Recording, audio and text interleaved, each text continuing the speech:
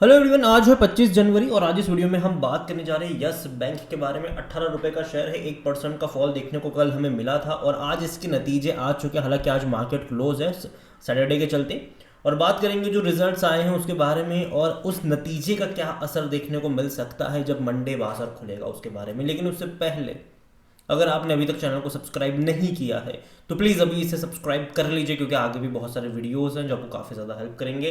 तो देखिए, yes bank का शेयर 18 पे ट्रेड कर रहा है। 1% का फॉल ज़रूर था। एक महीने में तकरीबन 8% का फॉल है। एक मेजर फॉल आया 17 पे, क्या तेज़ी दिखाई, वापस गिरावट यहाँ पर देखने को मिल रही है। एक साल का अगर आप ग्राफ देखोगे तो भाई साहब 27% का ग्रोथ है और लगातार गिरा है। बीच बीच में अटेम्प्ट करे ज़रूर थे इसने, लेकिन हर बार गिरा, फिर अटेम्प्ट करा, फिर गिरा ये, लेकिन लगातार ये गिर ही रहा है। ग्राफ अगर आप देखो तो नीचे की तरफ ही ज़्यादा नजर आ रहा है, मतलब आ रहा है यहाँ पर। 5 साल का अगर आप ग्राफ देखो तो गिरावट और भी ज़्यादा है, 57% का फॉल है। बड़ी तेज़ी दिखाई थी इसने, 11 रुपये से ऐसी रफ्तार पकड़ी कि ये 32 पे गया था। वहाँ से फॉल देखने को मिल रहा है। कहीं ना कहीं जो सपोर्ट लेवल है वो मैं कहूँगा कि 15 रुपये के आसपास देखने को मिल ज़रूर रहा है। लेकिन नतीजे इंपॉर्टेंट है, रिजल्ट्स आए हैं वो अच्छे हैं। नतीजे के चलते ये हो सकता है कि शायद एक दिन की तेज़ी दिखा दे, लेकिन बाद में वापस से आपको फॉल भी देखने को मिलेगा। क्योंकि अगर आप देखो तो इनके जो रिजल्ट्स हैं वो पिछले 2-3 क्वार्टर से अच्छे आ रहे हैं, लेकिन फिर भी शेयर में जो गिरावट है वो रुक नहीं रही है। रिजल्ट जब आते हैं एक दिन की तेज़ी देखने को मिलती है, उसके अगले दिन वापस गिरावट देखने को मिल जाती है। इस बार की जो टोटल इनकम हुई है ये 9,416 करोड़ की हुई है, जो कि पिछले साल के 8,245 करोड़ के मुकाबले बहुत अच्छी है। वरना इससे पहले के क्वार्टर के 9,225 मतलब 9,225 करोड़ के मुकाबले भी अच्छी है, ये डिसेंट मैं कहूँगा ये। तो ग्रोथ है, इनकम में भी ग्रोथ है, और कह सकते हैं कि पिछले क्वार्टर से कंपेयर करो या फिर पिछले साल से कंपेयर करो, ग्रोथ है। लेकिन अच्छा ग्रोथ आपको प्रॉफिट में देखने को मिलेगा। इनका जो प्रॉफिट हुआ है वो इस बार का भी अच्छा है। तकरीबन 620 करोड़ का मुनाफा इन्होंने कमाया है, जो कि इससे पहले के क्वार्टर में 565 करोड़ के आसपास था और पिछले साल ये 240 करोड़ का था। तो देखा जाए तो पिछले साल के मुकाबले डबल से भी ज़्यादा का प्रॉफिट इन्होंने कमाया है और पिछले क्वार्टर के मुकाबले भी अच्छा ग्रोथ है। अब आप बोलो कि यार ये तो अच्छी बात, अगेन अच्छी बात है, ठीक है।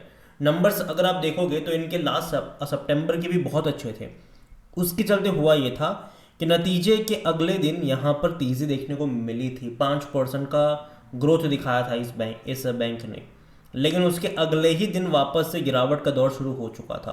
तो यहाँ पर भी मैं कुछ ऐसा ही अज्यूम कर रहा हूँ कि हो सकता है कि जो नंबर्स इसके अच्छे आए हैं उसके चलते आपको मंडे को शायद थोड़ी बहुत तेज़ी देखने को मिल जाए, लेकिन बाद में ये वापस नीचे जा सकता है। क्योंकि देखो यहाँ पर जो दिक्कत आ रही है वो इनके नंबर्स की नहीं है, ठीक है।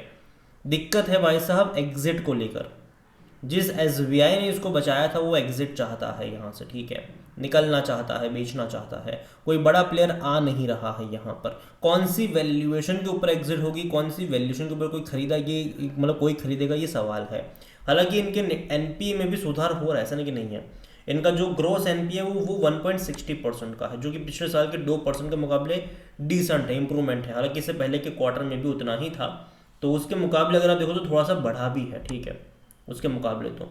और जहाँ तक नेट एनपीए देखें तो 0.50% का है, जो कि पिछले साल के 0.90% के मुकाबले आपको अच्छा लग सकता है।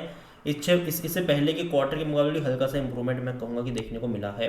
तो नेट एनपीए, ग्रोस एनपीए अगर आप देखोगे तो डिसेंट है, उतना मतलब एवरेज मैं कहूँगा पिछले क्वार्टर के मुकाबले, पिछले साल के मुकाबले अच्छा आप इसको अज्यूम करके चल सकते हो, उसमें कोई शक नहीं है। तो यहाँ पर अगर आप देखो जो नंबर्स इसका है वो बहुत अच्छे नंबर है, उसमें कोई भी शक नहीं। लेकिन पिछले साल, सॉरी, इससे पहले के क्वार्टर में भी ऐसा हो चुका है कि नतीजे जैसे ही आए थे अगले दिन तेज़ी दिखाई थे, उसके बाद के दिनों में गिरावट शुरू हो गई थी यहाँ पर। और जहाँ तक वॉल्यूम्स के बारे में देखिए 6 करोड़ से भी ज़्यादा के शेयर्स यहाँ पर ट्रेड होते नजर आए थे फ्राइडे को। और मंडे को जब बाजार खुलेगा डेफिनेटली आपको यहाँ पर 10-12 करोड़ तक के वॉल्यूम तो देखने को मिल ही जाएंगे। और इसका भी अगर आप देखो ऑल टाइम हाई 400 रुपये का, हालांकि वो बहुत पुरानी बात है जब इस बैंक के गोल्डन दिन हुआ करते थे, ठीक है। बाद में इसके ऊपर कई सारे एलिगेशंस लगे, हालत बद से बदतर हुई इनकी।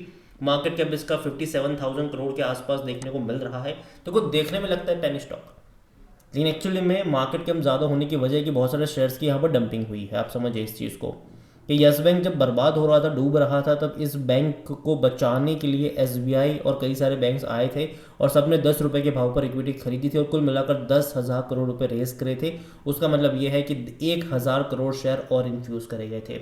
उसके बाद और दोबारा जब इन्होंने पैसा रेज करा था, वो इन्होंने पैसा रेज करा था एफपीओ के जरिए, और तब इन्होंने 15 मतलब सॉरी 12-13 रुपये के आसपास वो रखा था, और कुल मिलाकर 15,000 करोड़ रुपए रेज करे थे। तो आप समझ सकते हो कि और शेयर्स की यहाँ पर डंपिंग हुई। उसके बाद एफ ने भी खरीदारी करी थी, कुछ एफ दो बड़े एफ आए थे जिसने खरीदारी करी थी, वहाँ पर भी इक्विटी के थ्रू ही पैसा रेज हुआ था। तो डंपिंग हुई है शेयर्स की, जिसके चलते जो वैल्यू होती है शेयर्स की वो यहाँ पर गिरी है। और जहाँ तक इसके वैल्यूएशन के बारे में देखो 18 रुपये सस्ता लग सकता है, लेकिन अगर आप वैल्यूएशन देखते हो तो थोड़ा सा महंगा है। 31-32 का पी है इसका, सेक्टर पी 16 का है। जहाँ तक फाइनेंशियल्स देखो तो जैसे कि मैंने कहा कि पिछले 3 क्वार्टर अच्छे रहे हैं इनके। अगर आप मार्च के नंबर्स भी देखोगे तो 650 करोड़, सॉरी 450 करोड़ से भी ज़्यादा के इनके प्रॉफिट थे, जो कि इससे पहले 200-250 करोड़ के आसपास हुआ करते थे। रेवेन्यू हर क्वार्टर में इनका बढ़ा है। मार्च में जहाँ 9,099 करोड़ का रेवेन्यू था, जून में हालांकि थोड़ा सा कम हुआ था, लेकिन प्रॉफिट बढ़ गया था 516 करोड़ का। सितंबर में देखो तो रेवेन्यू इंक्रीज हुआ था 9,225 करोड़ का, और प्रॉफिट भी तकरीबन 565 करोड़ का रहा। लेकिन आपको मैं बता दूं कि दोनों ही जो क्वार्टर के जब नंबर आए थे जून के और सितंबर के, एक दिन की तेज़ी आई थी, बाद में अगले दिन से गिरावट फिर से स्टार्ट हो गई थी यहाँ पर। तो इस बार भी कुछ ऐसा ही होने के चांसेस ज़्यादा है कि शायद दिसंबर के जब नंबर ऑलरेडी आ चुके हैं और जब बाजार खुलेगा मंडे को, शायद एक दिन की जब आपको तेज़ी देखने को मिल जाए, लेकिन उन तेज़ी में ना बेचने वाला तबका ज़्यादा रहेगा। ठीक है, जो एग्जिट करना चाहते हैं, जिन्होंने खरीदारी करी है लोअर लेवल पर, जो एग्जिट करना चाहते हैं, जो इंतज़ार कर रहे हैं, ऐसी ही कुछ रफ्तार का ये होगा यहाँ पर। लेकिन हाँ, आपको इसको लॉन्ग टाइम क्योंकि देखो इसका जो फ्यूचर वो डिपेंड करेगा कि एसबीआई, देखो एसबीआई को एग्जिट तो करना है, ठीक है।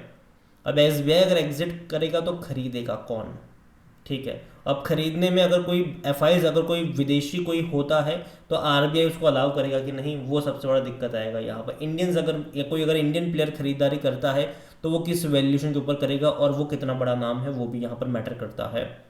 और इवन अगर जिस वैल्यूएशन के ऊपर वो लोग आते हैं तो उस वैल्यूएशन के ऊपर ये सब बेचने के लिए भी तैयार होंगे कि नहीं, वो भी सॉल्व होगा। क्योंकि अगर आप यहाँ पर शेयर होल्डिंग पैटर्न देखोगे तो कम से कम 51% स्टेक तो आपको देना पड़ेगा किसी भी, जो भी यहाँ पर आएगा, कंट्रोलिंग तो चाहिए उसको।